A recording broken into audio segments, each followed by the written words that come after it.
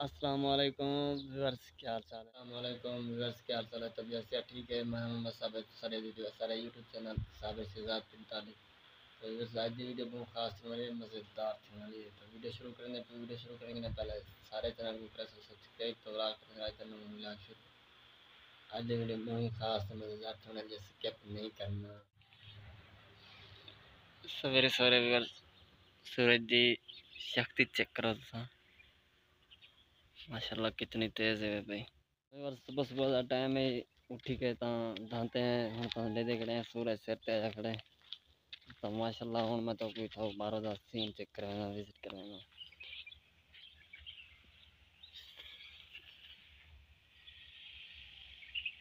दिखाई तस्वीर का उदाई थी यानी करेंगे भी लोग सवेरे सवेरे व्लॉग शुरू करेंगे, ऐसा व्लॉग दैन करेंगे। तो अगर सारा व्लॉग चंगा लगा हुआ तो सारे चैनल को सब्सक्राइब जरूर करें। सो तमरा मिलते हैं नेक्स्ट वीडियो, फिलहाल वास्ते खुदा हाफिज़। ओके।